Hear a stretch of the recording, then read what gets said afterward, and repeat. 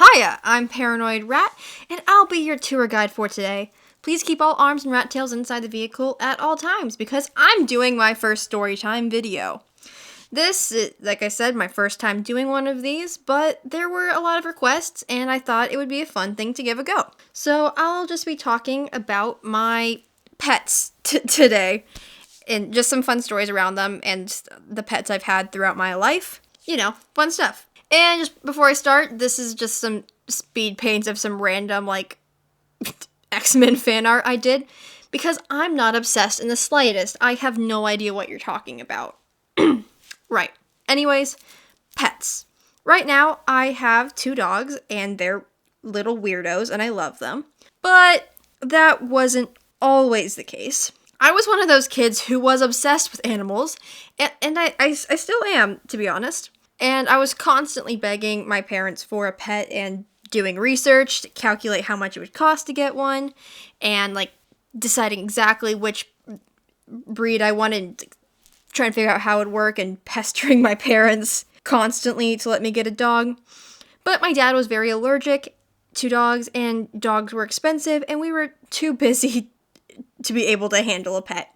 So I was left to daydream and spend time with my slightly concerning amount of imaginary animals. Pets. I did not have imaginary friends. I had imaginary pets. It's fine. So my first ever, actual pet was a fish. You know, I feel like that's a good place to start. For Christmas, the money from the grandparents and me and my siblings' big present was a betta fish. We ended up calling her Pinky because she was pink and about the size of a pinky. We are very creative children.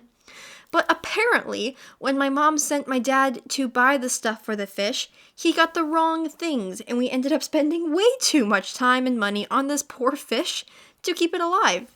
In its 1 week of life, as we tried desperately to keep it conscious, it just got sicker and sicker until a week after Christmas. We came downstairs and she was, dead. Then, she passed on.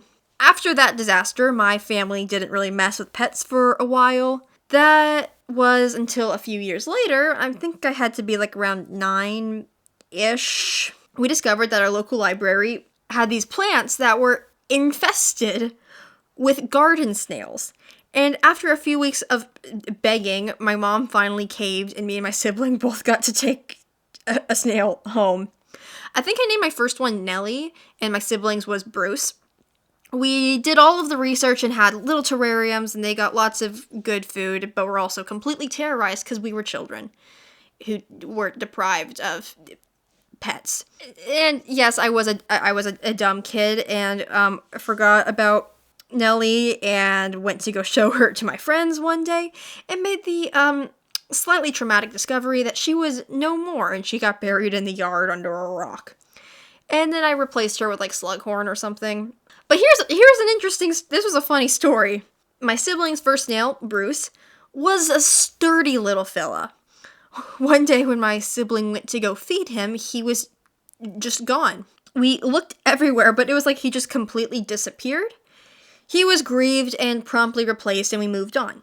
But then, I'm guessing it had to be 2 months after his disappearance, I went to go play with some toy of mine. It was the littlest pet shop pet jet, and I opened the lid, and I remember just being completely confused and befuddled because almost all of the stickers I'd put in there were gone or torn up and shredded, and little bits of white and green stuff was scattered across the jet. And then when I opened the cockpit, there, stuck to the wall, was none other than Bruce the snail. Bro was alive and had been living in the pet jet for 2 fucking months, eating my beautiful, beautiful stickers. And if you didn't know, snails are surprisingly strong, and I guess he's somehow strongmanned his way out of that terrarium and inched his way up the bookcase to seek shelter in a pink plastic airplane. I honestly have no idea how that dude survived. I'm still bitter about him eating all of my stickers, actually. Yeah, we kept, we put weights on the terrarium lids after that, because we did not want snails in the house. And then let's fast forward a few years. My family is now living in Airstream and traveling over the states, and there are a lot more good stories in there I will get to one day. I was still carrying on my begging for a dog, but prospects were still bleak.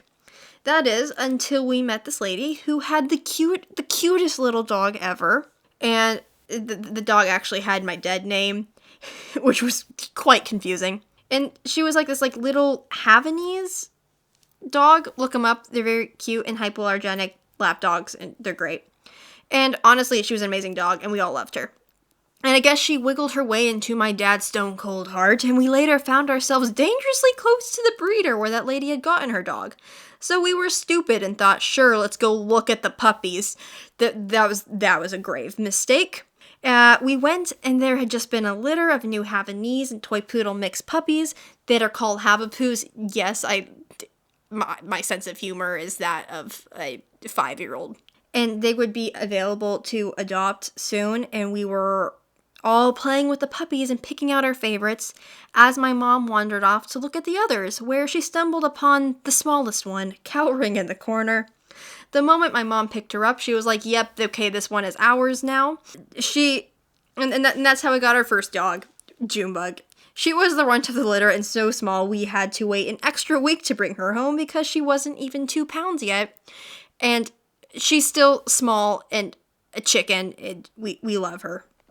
But before you guys yell at me about breeders, I can already hear the comments. Trust me, I know. I'm a strong supporter of adopt, don't shop. But with my family's situation, I won't go all into, we couldn't get a rescue dog. And trust me, I've spent hours and hours looking at shelters, but to see if they had anything that we could have gotten as a dog. But for my family situation, if we wanted a dog, this was the only way to go. Do I hate supporting breeders? Yes. Do I also love my dog and love having a dog? Yes, I do. Anyways, let's get that out of the way and back to the story. She is now 3 and turning 4 in March, and she is now very firmly my mom's soul dog. She ended up topping out about 6 pounds, and we love her. She's generally a pretty good dog, and once she got out of the puppy stage, she's very calm and sweet and a bit too smart for her own good. When she was a puppy, though, people were her favorite thing ever. She was one of those dogs who would roll on her back for any stranger and start crying dramatically if they didn't pet her. There was one time when I think she was probably 7 months old or something. We were staying at this Airbnb. My parents had just gone grocery shopping, so me and my sibling were helping move all the groceries from the car into the house. But in between the driveway and the house was this tiny little gate that was a hassle to open and close every time when your arms were full of groceries. And I guess someone hadn't closed the gate all the way, because I looked up right as Junebug was sprinting for the gate and darted through the little gap. I yelled and dropped the groceries and sprinted after her, terrified she was going to going to run into the road or something. I was sprinting completely barefoot down the sidewalk, yelling after her, when I came to a stop at the little cafe at the end of the street. And what did I come across to see but Junebug sprawled on her back in the middle of the sidewalk with all the people from the cafe giving her belly rubs. I will never forget the look of pure betrayal in her eyes as I scooped her up and carried her home. And yes, she did try to sprint for the cafe a few more times after that. You'd think we were neglecting her by how she acted when she got there. I swear she's well loved. She's just dramatic. She doesn't really sprint towards a group of people anymore, but she is a little spoiled brat. She likes to eat a little bowl of lettuce with her meals sometimes. She insists on her dinner only being some version of what we're eating, and will hunger strike if not given a tiny serving. She has a bowl in the bathroom and will wake us up in the middle of the night to specifically request bathroom water, which is a habit she's ended up teaching our other new dog, thanks Junebug. She's a very proper and a distinguished young lady, and will insist on being carried with special treatment. And I'm 98% convinced she doesn't understand that she's an actual dog, but everyone loves her, especially my mountain bike team that I am on. She's very famous on that team. She's even got a t-shirt that I designed for the team with her on it. But since she likes everybody on the bike team, she then associates anyone with a bike as her friend, which has led to a few more instances of me sprinting after her as she makes a beeline for some unsuspecting biker riding by. It's fine. And then just this summer, actually, I got my second dog. I've mentioned him a few times before on these videos, and he is my son and a little shit, but you know I love him. His name is Murphy, yes, named after a potato, because he is my chaos potato. He is a Bernedoodle, which is a Bernese Mountain Dog and a Poodle mix, and I found a breeder that lived nearby that's actually just a really nice family who just really truly love dogs. Again, I prefer to adopt from like a shelter or something like that, but Murphy was special because I needed to know exactly what I was getting because he's going to be trained to be a service dog for me, and sometimes just like a rescue is a little bit risky for that, and Bernedoodles are really good for what I need, so yeah, we had to suck it up. It's okay. And Murphy is a total hell child. Junebug was a fairly chill puppy compared. She was also like really too small to do any real damage, while Murph, on the other hand, is not. He's very sweet, don't get me wrong, but completely feral. The litter that he came from was, I'm not joking here, 14 puppies, and out of all of them, he was the loudest. Thank God we finally gotten his barking under control. But he just thought being loud was fun, and he'd bark at anything and anyone just for the hell of it, because, you know, why not?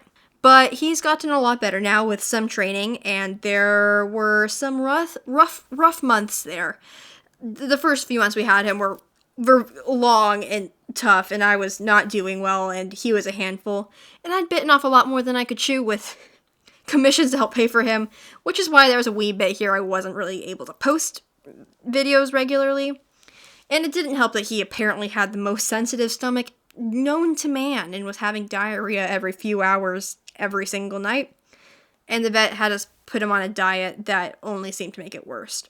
He's weird, and I won't have time to list every weird thing about him because I don't want this video to be crazy long. But one thing that still just baffles me to this day about this dog is how he only sleeps on like the tile or hardwood or really anything but a dog bed or a carpet, to be honest.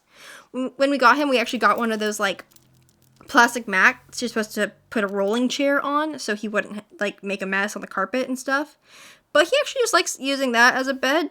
So his bed is just a plastic mat on the floor of the bedroom, or if you can't find him, chances are he's sleeping in a dark bathroom or under my easel downstairs. And see, where Junebug was like too ladylike to chew things up and be messy, he will just go out in the yard and eat like dirt for fun, but won't eat his kibble.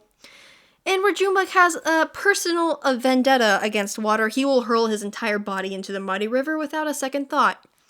At first, they had a really rocky relationship. Junebug is an only child through and through and really does not like other dogs.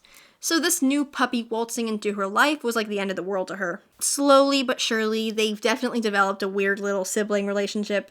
They completely terrorize each other, and Murphy will just do anything he can to annoy her. But he actually looks up to her a lot, metaphorically, and just follows her around, copying whatever she's doing, and actually has learned, he's learned good dog behaviors from her. She pretends to hate him and will growl and yell at him, but gets very happy when he comes home from daycare and will sometimes creep up to him when he's asleep to poke him with her nose and get him to come play with her. One problem is that he learns a lot from her. He thinks that he is her size, meaning that whatever she can do, he believes he can do. Like running along the back of the couch like a cat. Which is cute for polite little 6-pound Junebug, a lot less when it's 50-pound Murphy barreling over the back of the couch at you, yelling his head off. Anyways, yeah, those are some pet stories, I guess. I got a lot more stories, but I didn't want this video to be crazy long.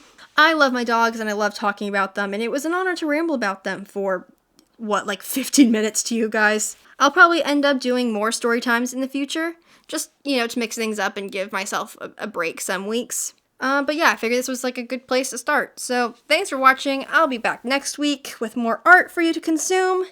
I'm really looking forward to next week's video. You are free to go now, my ratlings. Rat meeting dismissed.